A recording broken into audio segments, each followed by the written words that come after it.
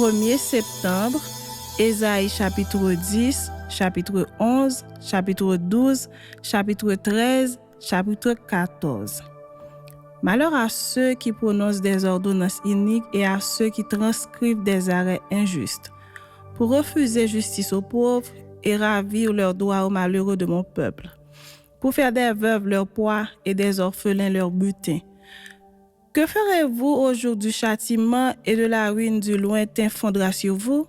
Vers qui fuirez-vous pour avoir du secours et où laisserez-vous votre gloire? Les uns seront courbés parmi les captifs, les autres tomberont parmi les morts. Malgré tout cela, sa colère ne s'apaise point et sa main est encore étendue. Malheur à l'Assyrien, verge de ma colère. La verge dans sa main, c'est l'instrument de ma fureur.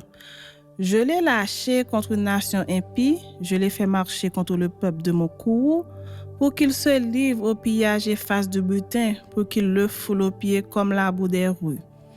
Mais il n'en juge pas ainsi, et ce n'est pas là la pensée de son cœur. Il ne songe qu'à détruire, qu'à exterminer les nations en foule. Car il dit, mes princes ne sont-ils pas autant de rois? N'en a-t-il pas été de Calno comme de Carchemish?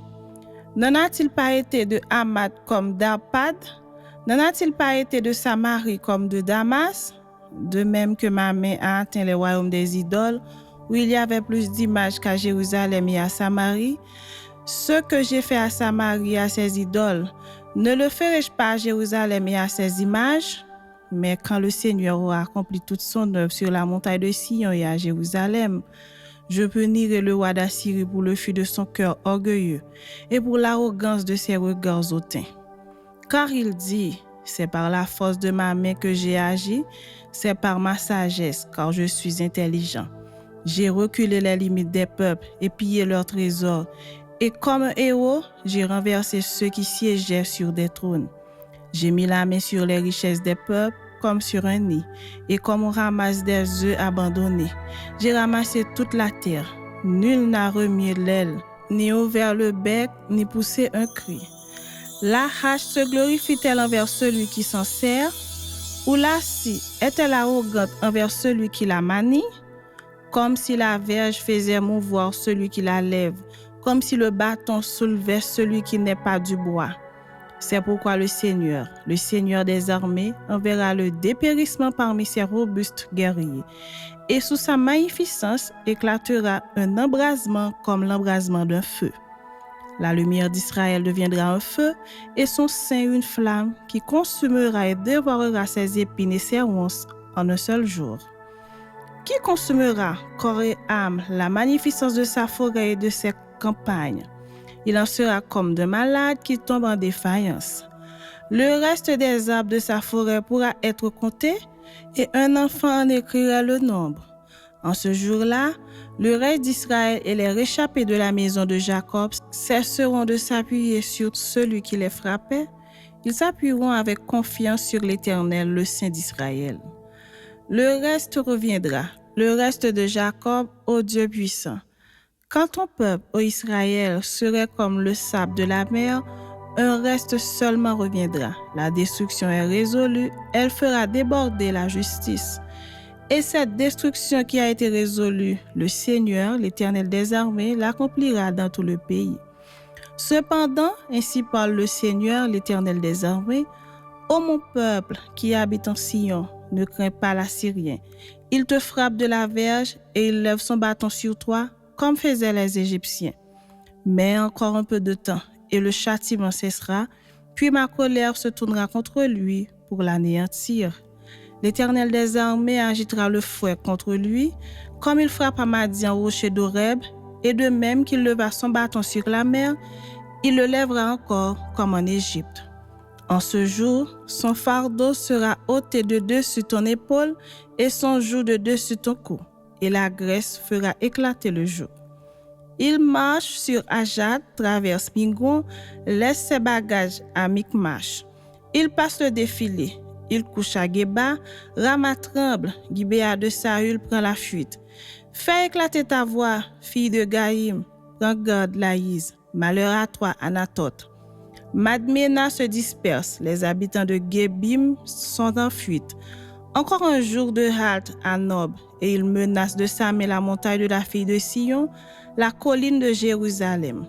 Voici le Seigneur, l'Éternel des armées, brise les rameaux avec violence. Les plus grands sont coupés, les plus élevés sont abattus. Il renverse avec le fer les taillis de la forêt et le Liban tombe sous le puissant. Chapitre 11.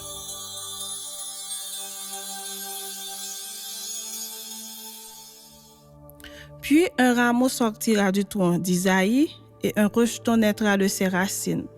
L'Esprit de l'Éternel reposera sur lui. Esprit de sagesse et d'intelligence, esprit de conseil et de force, esprit de connaissance et de crainte de l'Éternel. Il respirera la crainte de l'Éternel, il ne jugera point sur l'apparence, il ne prononcera point sur un oui-dire, mais il jugera les pauvres avec équité et il prononcera avec droiture sur les malheureux de la terre. Il frappera la terre de sa parole comme d'une verge et du souffle de ses lèvres il fera mourir le méchant. La justice sera la ceinture de ses flancs et la fidélité la ceinture de ses reins. Le loup habitera avec l'agneau et la panthère se couchera avec le chevreau. Le veau, le lionceau et le bétail qu'on engraisse seront ensemble et un petit enfant les conduira. La vache et l'ours auront un même pâturage, leurs petits un même gîte et le lion, comme le bœuf, mangera de la paille.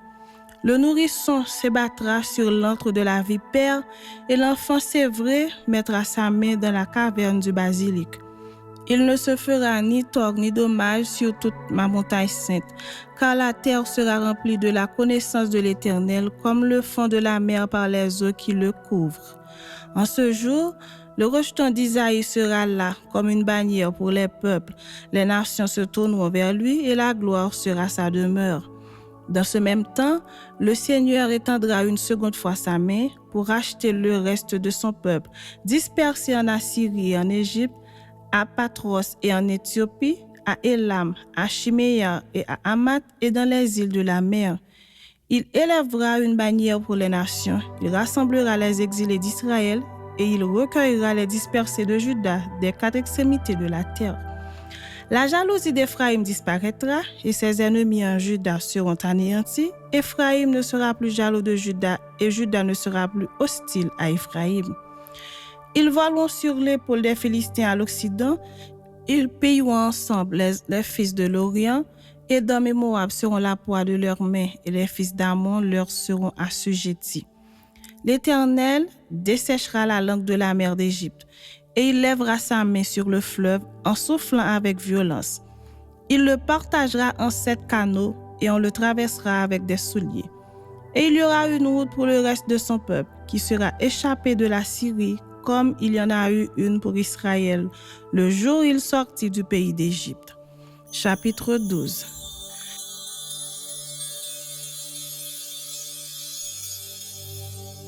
Tu diras en ce jour-là, je te loue, ô Éternel, car tu as été irrité contre moi. Ta colère s'est apaisée et tu m'as consolé.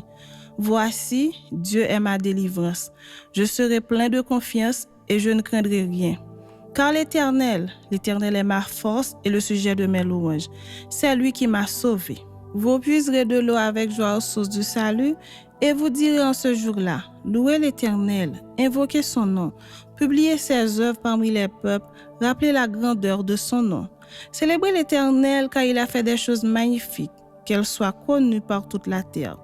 Pousse des cris de joie et d'allégresse, habitants de Sion, car il est grand au milieu de toi, le Saint d'Israël. Chapitre 13.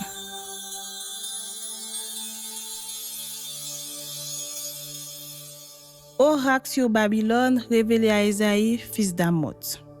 Sur une montagne nue dressez une bannière, élevez la voix vers eux, faites des signes avec la main et qu'ils franchissent les portes des tyrans. J'ai donné des ordres à ma sainte milice, j'ai appelé les héros de ma colère, ceux qui se réjouissent de ma grandeur. On entend une rumeur sur les montagnes comme celle d'un peuple nombreux. On entend une tumulte de royaumes, de nations rassemblées. L'Éternel des armées passe en revue l'armée qui va combattre. Ils viennent d'un pays lointain, de l'extrémité des cieux. L'Éternel et les instruments de sa colère vont détruire toute la contrée. Gémissez car le jour de l'Éternel est proche, il vient comme un ravage du Tout-Puissant.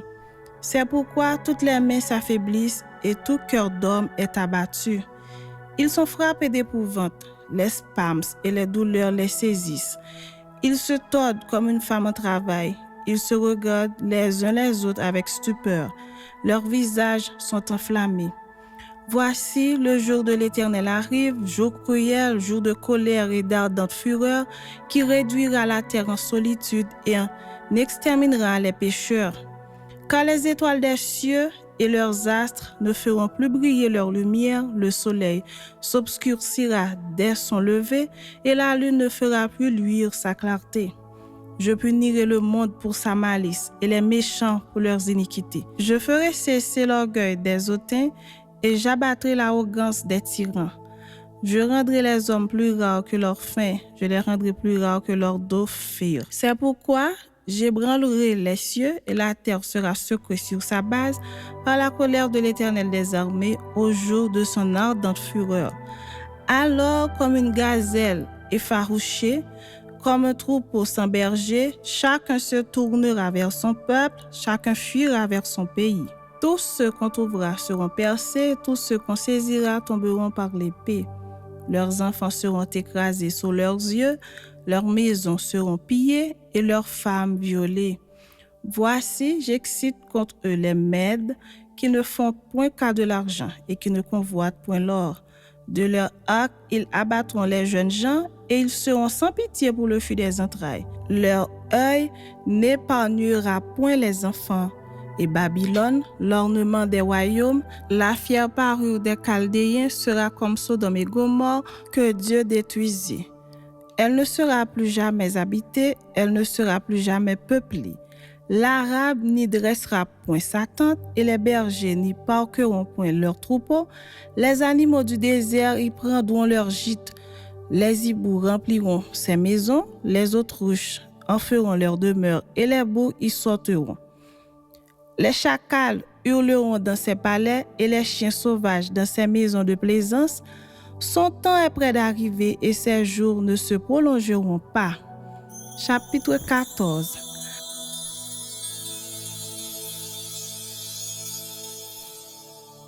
Quand l'Éternel aura pitié de Jacob, il choisira encore Israël et il les rétablira dans leur pays. Les étrangers se joindront à eux et ils s'uniront à la maison de Jacob. Les peuples les prendront et les ramèneront à leur demeure, et la maison d'Israël les possédera dans le pays de l'Éternel, comme serviteurs et comme servantes. Ils retiendront captifs ceux qui les avaient fait captifs, et ils domineront sur leurs oppresseurs. Et quand l'Éternel t'aura donné du repos, après tes fatigues et tes agitations, et après la dure servitude qui te fut imposée, alors tu prononceras ce chant sur le roi de Babylone et tu diras: Et crois, le tyran n'est plus, l'oppression a cessé. L'Éternel a brisé le bâton des méchants, la verge des dominateurs, celui qui dans sa fureur frappait les peuples par des coups sans relâche, celui qui dans sa colère subjuguait les nations, est poursuivi sans ménagement. Toute la terre jouit du repos et de la paix. On éclate en chant d'allégresse. Les cyprès même, les cèdres du Liban se réjouissent de ta chute. Depuis que tu es tombé, personne ne monte pour nous abattre. Le séjour des morts s'émeut jusque dans ses profondeurs pour t'accueillir à ton arrivée. Il réveille devant toi les ombres, tous les grands de la terre. Il fait lever de leur trône tous les rois des nations. Tous prennent la parole pour te dire: toi aussi, tu es sans force comme nous. Tu es devenu semblable à nous. Ta magnificence est descendue dans le séjour des morts avec le son de tes luttes. Sous toi est une couche de verre et les vers sont ta couverture. Te voilà tombé du ciel, astre brillant, fils de l'aurore. Tu es abattu à terre, toi, le vainqueur des nations. Tu disais en ton cœur: je monterai au ciel, j'élèverai mon trône au-dessus des étoiles de Dieu, je m'assiérai sur la montagne de l'assemblée à l'extrémité du septentrion. Je monterai sur le sommet des nuées, je serai semblable au Très-Haut. Mais tu as été précipité dans le séjour des morts, dans les profondeurs de la fosse. Ceux qui te voient fixent sur toi leur regard, ils te considèrent attentivement. Est-ce là cet homme qui faisait trembler la terre, qui ébranlait les royaumes, qui réduisait le monde en désert, qui ravageait les villes et ne relâchait point ses prisonniers? Tous les rois des nations, oui, tous reposent avec honneur, chacun dans son tombeau. Mais toi, tu as été jeté loin de ton sépulcre, comme un rameau qu'on dédaigne, comme une dépouille des gens tués à coups d'épée, et précipité sur les pierres d'une fosse, comme un cadavre foulé aux pieds. Tu n'es pas réuni à eux dans le sépulcre, car tu as détruit ton pays, tu as fait périr ton peuple. On ne parlera plus jamais de la race des méchants. Préparez le massacre des fils à cause de l'iniquité de leur père, qu'ils ne se relèvent pas pour conquérir la terre et remplir le monde d'ennemis. Je me lèverai contre eux, dit l'Éternel des armées. J'anéantirai le nom et la trace de Babylone, ses descendants et sa postérité, dit l'Éternel. J'en ferai le gîte du hérisson et un marécage, et je la balayerai avec le balai de la destruction, dit l'Éternel des armées. L'Éternel des armées l'a juré en disant, oui, ce que j'ai décidé arrivera, ce que j'ai résolu s'accomplira. Je briserai l'Assyrien dans mon pays, je le foulerai aux pieds sur mes montagnes, et son joug leur sera ôté et son fardeau sera ôté de leurs épaules. Voilà la résolution prise contre toute la terre, voilà la main étendue sur toutes les nations. L'Éternel des armées a pris cette résolution. Qui s'y opposera? Sa main est étendue. Qui la détournera? L'année de la mort du roi Akaz, cet oracle fut prononcé. Ne te réjouis pas, pays des Philistins, de ce que la verge qui te frappait est brisée, car de la racine du serpent sortira un basilic, et son fils sera un dragon volant. Alors les plus pauvres pourront paître et les malheureux reposer en sécurité, mais je ferai mourir ta racine par la faim, et ce qui restera de toi sera tué. Porte, gémis, ville, lamente-toi. Tremble, pays tout entier des Philistins, car du nord vient une fumée et les rangs de l'ennemi sont serrés. Et que répondra-t-on aux envoyés du peuple? Que l'Éternel a fondé Sion et que les malheureux de son peuple y trouvent un refuge.